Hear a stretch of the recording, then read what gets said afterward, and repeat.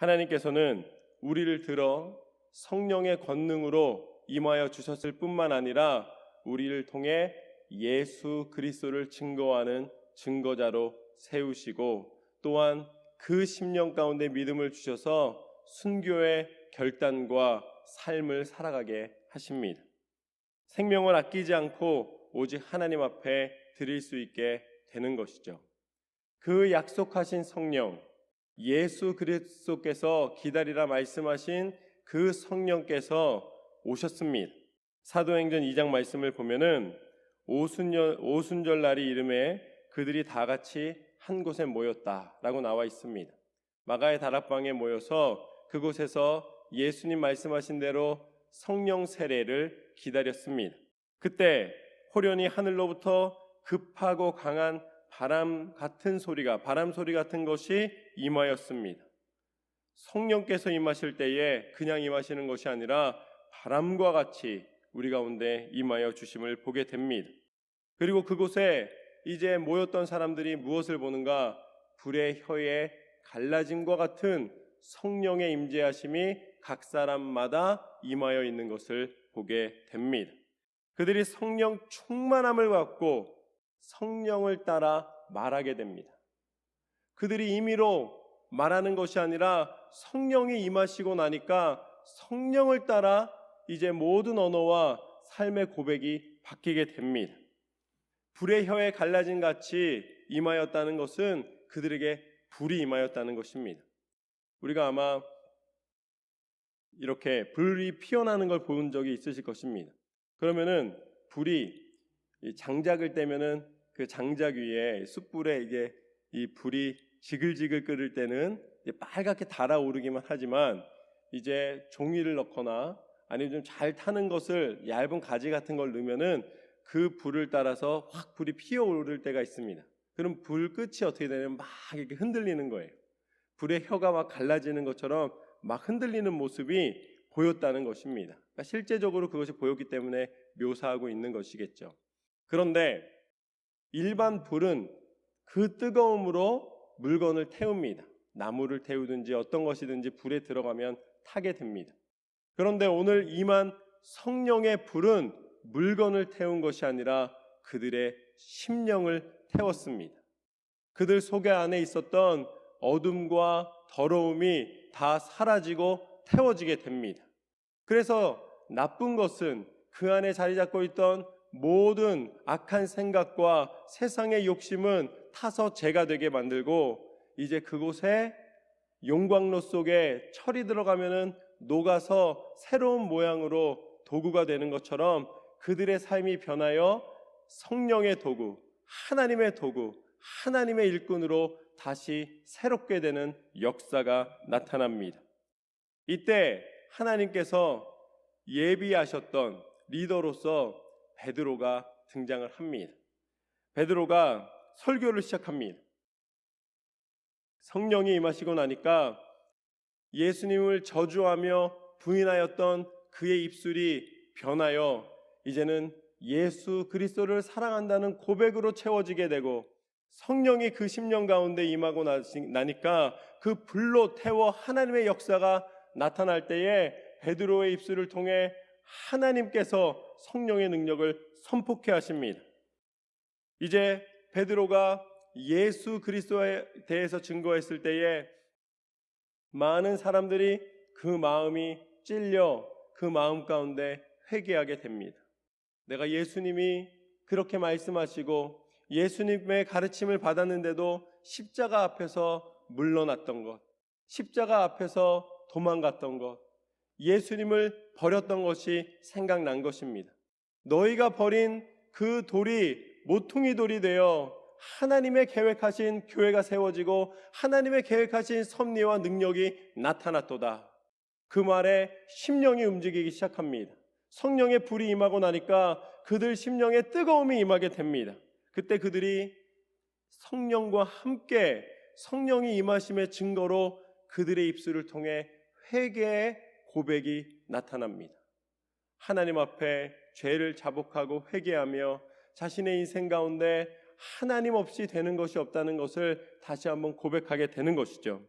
그때 예수 그리스도 이름으로 죄 사함을 받고 예수 그리스도 이름으로 세례를 받았을 때에 그들에게 성령 충만함이 임하게 되었습니다. 베드로의 설교를 통하여서 베드로가 가는 곳곳마다 회개가 나타났고 그곳에 성령의 임하심이 나타났고 성령 충만함으로 그리스도를 온전히 믿고 따르는 제자가 생기게 되었습니다. 그 첫 번째 설교에서 베드로의 선포와 함께 3,000명의 믿음의 그리스도인들이 다시 일어나게 되었습니다. 성령이 임하셨을 때 우리 교회가 부흥하게 될 줄로 믿습니다. 성령이 임하셨을 때에 우리 심령 가운데 하나님이 주신 용기와 하나님이 주신 꿈과 하나님의 계획하심이 나타납니다. 그래서 사도행전 3장 말씀에 보면은 베드로가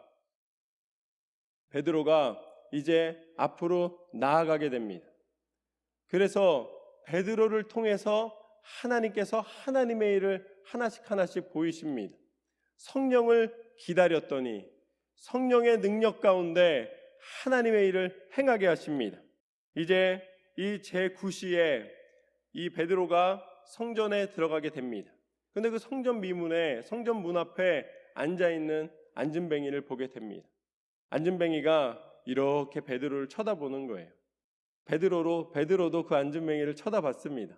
서로 이렇게 쳐다보는 시간이 있었어요. 그때 이 안진뱅이가 베드로를 쳐다보면서 뭐 좀 안 주나 이런 마음으로 베드로에게 이제 구걸을 하려 합니다. 베드로가 그걸 알았습니다. 그러니까 베드로가 그를 쳐다보면서 이렇게 이야기를 합니다. 나에게는 금과 은이 없다. 나에게 구하는 것이 무엇인지 나는 안다는 것이죠. 너는 나에게 무언가 음식을 구하고 나에게 돈을 구하고 너를 채워주기를, 물질적인 것 또 살아갈 수 있는 무언가를 채워주기를 원하지만 나에게는 그것이 없다. 그러나 내게 금과 은은 없거니와 곧 나사렛 예수 그리스도의 이름으로 명하노니 일어나라. 할렐루야. 그 안진뱅이가 한 번도 일어서 보지 못했던 안진뱅이가 그 자리에서 일어났습니다. 성령이 임하시고 성령의 능력에 의하여 행하였을 때에, 선포하였을 때에 그곳에 하나님의 역사가 나타났습니다. 그의 병이 치료함을 받았습니다. 그가 앉을 수밖에 없었던, 평생 서보지 못하였던 그가 일어나 걷기도 하고 뛰기도 하며 그가 하나님 앞에 찬송을 불렀다고 나와 있습니다. 이것이 성령의 역사입니다. 성령의 권능이 임하면 하나님께서 우리를 일으켜 세우십니다. 우리를 주저앉게 하지 않으시고 우리를 서서 걷고 뛰며 하나님의 영광을 드러내게 하십니다. 우리의 입술을 통해 하나님의 찬송을 들으십니다.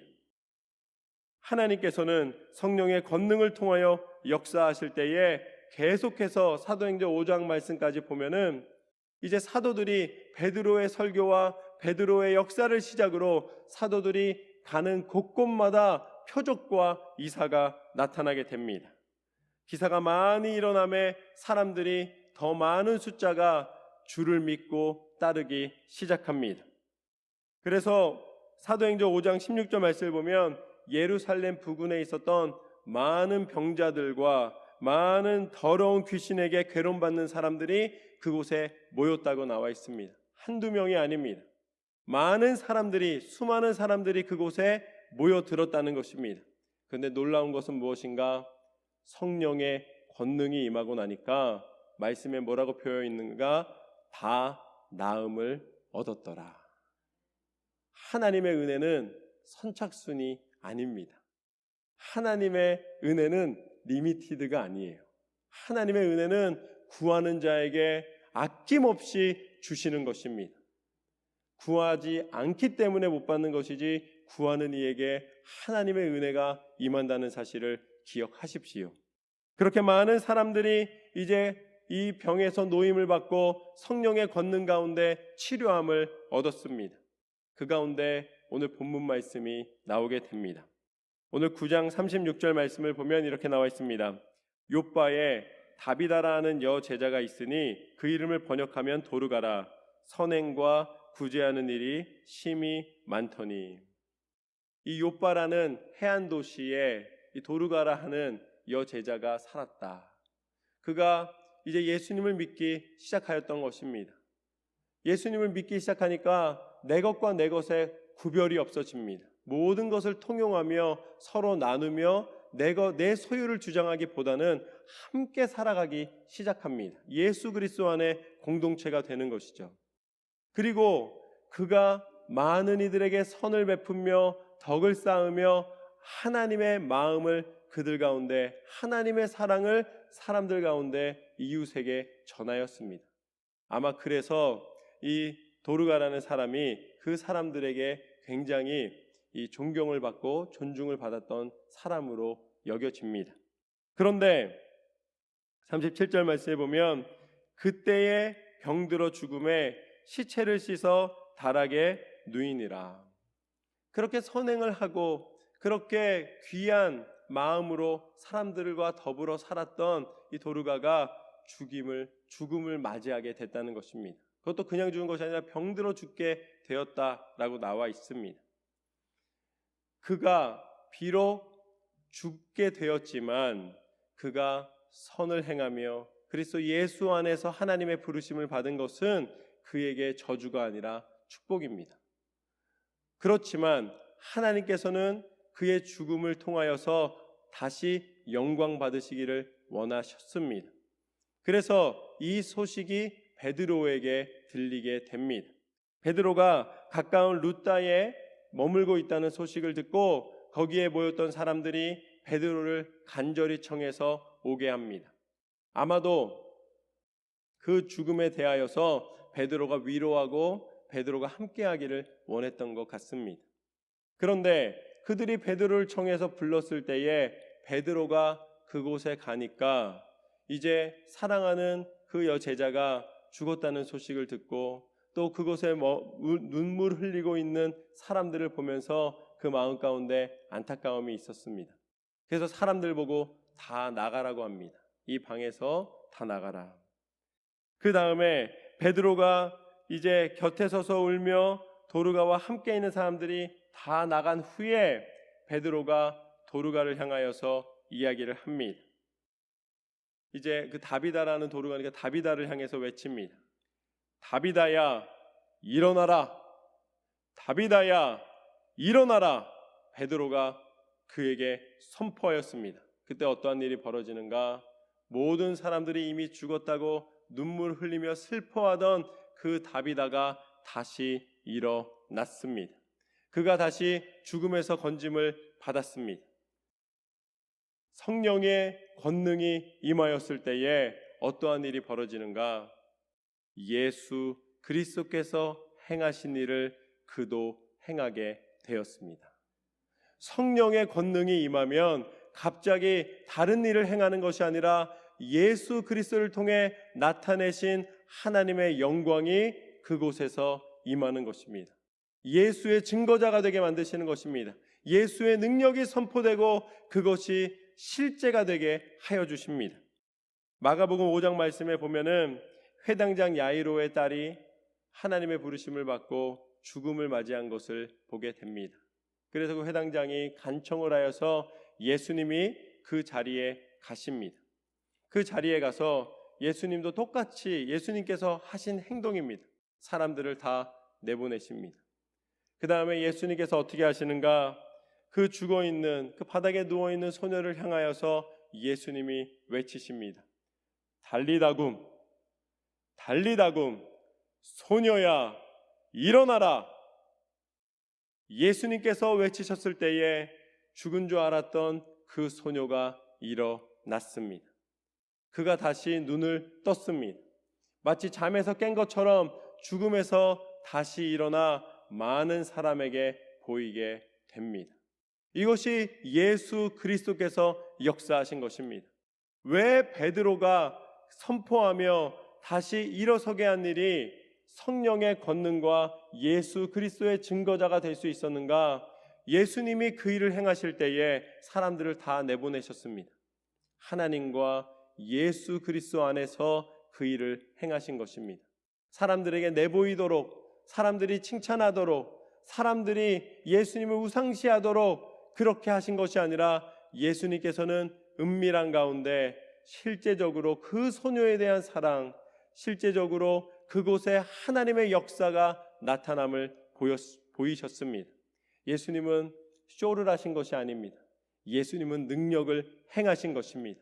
오늘 베드로가 예수님께 배운 대로, 예수님이 행하신 대로 모든 사람을 내보낸 후에 다비다야 일어나라 외쳤을 때에 성령의 권능이 임하였습니다.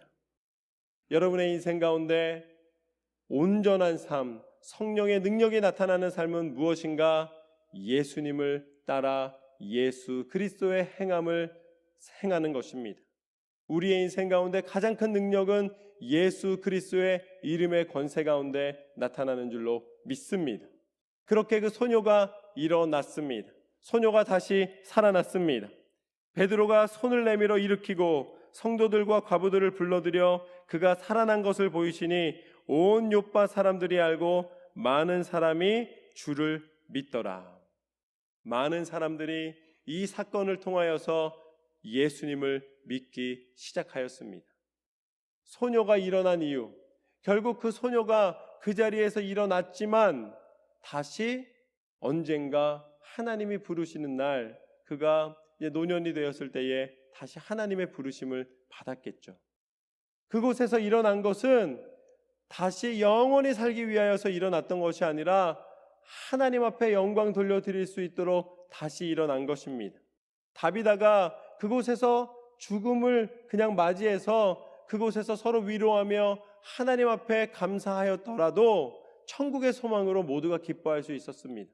그러나 다시 일으켜 세우심은 목적이 분명합니다. 그를 통하여 하나님이 예수 그리스도를 믿는 사람이 더할 수 있도록 그 일을 행하신 것입니다. 우리에게 큰 일이 일어날 때가 있습니다. 그런데 우리가 간구하면 하나님께서 우리로 응답하여 주십니다. 우리에게 응답하여 주십니다. 하나님께서는 기도하는 자에게 반드시 응답해 주십니다. 그런데 그 응답하심은 내가 계획한 것, 내가 생각한 것이 아니라 하나님이 주시는 가장 선한 것으로 응답해 주십니다. 나를 치료하시는 여호와, 나를 고치시고 나의 기도에 응답하시는 하나님은 우리를 사랑하시되 최선의 것으로 인도하시고 세상에 그 무엇과도 비교할 수 없는 예수 그리스도의 사랑을 통해 증거하시는 하나님이십니다. 그런데 그 하나님께서 하나님의 놀라운 은혜와 능력을 나타내시고 나니까 그 삶을 통해 예수 그리스도가 증거되고 예수 그리스도를 믿는 자의 수가 더하게 됩니다. 이제 하나님께서 우리에게 요청하십니다. 모든 성도들아 일어나라. 우리가 병들었을 때에만 일어나는 것이 아닙니다. 우리의 영혼이 잠들었을 때에 우리를 깨워 다시 하나님 앞에 눈을 뜨고 하나님이 기뻐하시는 일을 향하여 우리는 나아가야 될 줄로 믿습니다. 우리를 일으켜 세우시는 예수 그리스도의 이름의 권세를 우리는 믿고 고백하며 나아가야 할 줄로 믿습니다. 예수님께서는 우리를 사랑하시고 예수 그리스도의 이름의 권세를 통하여서 우리 가운데 하나님의 일을 나타내십니다. 이 사도행전 7장 말씀을 보면은 스데반의 사건이 나옵니다. 스데반이 이 집사가 되어서 이제 예수 그리스도의 복음을 증거하는 일에 열심을 냅니다. 그랬더니 예수님을 미워하였던 것처럼 이제 제사장들과 모든 종교 지도자들이 똑같은 모양으로 스데반을 핍박하고 스데반을 공격하기 시작합니다. 그리고 마침내 스데반을 모함하고 스데반을 돌로 쳐서 죽이도록 만듭니다. 스데반이 이 돌을 맞게 됩니다. 그런데 여러분, 돌에 맞는 거는 엄청나게 아픈 일입니다. 돌에 부딪혀도 아픈데 돌이 날아와서 나를 때린다는 것은 그거는 이 상상을 초월하는 일입니다. 그런데 스데반이 그 돌에 맞으면서 자신은 진리를 선포했을 뿐인데 스데반은 돌에 맞았습니다. 스데반은 병들어 죽는 것이 아니라 돌에 맞아서 사람들을 사랑함으로 진리를 선포하였다는 이유로 그가 죽음을 맞이하게 된 것입니다. 그런데 그 돌에 맞으며 마지막 순간 그 고통 속에서, 그 처절한 피 흘림 속에서 그가 죽어가면서 한 이야기는 무엇인가? 그는 돌을 던지는 사람들을 미워하지 않았습니다. 예수님이 십자가 위에서 예수님을 비웃고 예수님을 조롱하는 사람들을 향하여서 저들이 저들의 죄를 알지 못합니다. 하나님, 저들을 용서하여 주옵소서. 하나님, 저들에게 나의 이 십자가를 통하여 하나님의 구원이 임하게 하여 주옵소서. 예수님은 그 십자가를 이루시며 하나님의 부르심을 받으셨습니다. 스데반이 예수님과 똑같이 그 돌을 맞으면서도 돌을 던지는 사람들을 위하여 오히려 사랑의 마음으로 중보하며 기도하며 하나님 앞에 그들을 맡기며 숨을 거두게 됩니다. 그런데 예수님께서 하늘로 오르실 때에 예수님은 하나님 우편에 앉아 계셨습니다. 지금도 하나님 우편에 앉아 계십니다.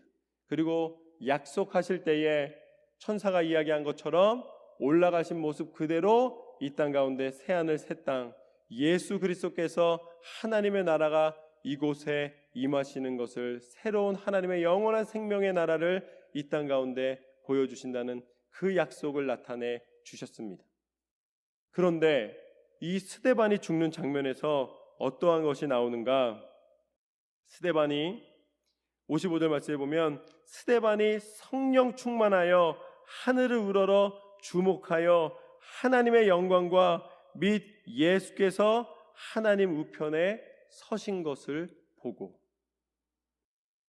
스데반이 그 죽어가면서 그 돌에 맞아서 그 고통 속에서 사람들을 미워하지 않고 예수님 닮은 모습으로 처절히 몸부림치며 그 고통 속에서 이제 하나님을 바라볼 때에 하나님께서 스데반에게 보이셨습니다. 죽기 전에 하나님의 인도하심을 보이셨습니다. 그런데 하나님의 보좌에 계신 것과 그 하나님 우편에 예수님이 서신 것을 보여주십니다. 예수님이 당신을 위하여 당신의 모습으로, 당신의 행하심으로 스데반이 그 마지막 순간을 맞이할 때에 예수님도 서서 스데반을 맞아주시는 것을 보게 됩니다. 예수 그리스도께서는 우리를 홀로 두시는 하나님이 아니십니다. 예수님은 스데반의 그 죽음을 슬퍼하셨습니다.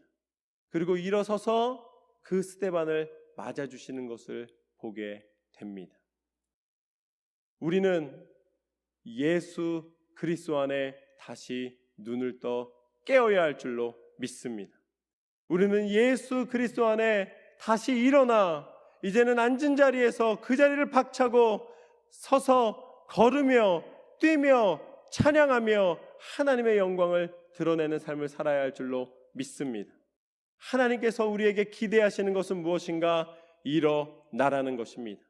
예수님께서도 마지막 예수 그리스도 이름을 위하여 순교하며 예수 그리스도를 바라보며 나아가는 스데반을 일어나 맞이해 주신 것처럼 우리가 서서 하나님의 영광을 드러내며 하나님의 권능을 선포하며 성령의 능력 가운데 붙잡힌 바 되어 쓰임받기를 원하십니다. 오늘 이 새벽을 깨우며 나온 우리 성도님들에게 하나님께서는 함께 하시는 줄로 믿습니다. 이제 그 자리를 박차고 일어나십시오. 하나님께서는 여러분의 모든 기도하는 제목 가운데 응답하여 주시는 하나님이십니다. 여러분이 기도할 때에 여러분에 있는 연약함을 고치시는 하나님, 때로는 그걸 고쳐주지 않으실 때도 있습니다. 그러나 그때는 예수님께서 여러분을 일어서셔서 맞이하신다는 사실을 기억하십시오. 여러분의 마지막 순간에 하나님을 바라보며 나아갈 때에 믿음으로 나아가는 자에게 하나님은 함께 하신다는 그 약속을 반드시 이루시는 하나님이십니다. 이 새벽 우리의 심령이 다시 새 힘을 얻고 일어나 주의 영광을 바라보며 날마다 승리하시기를 주님의 이름으로 축원합니다.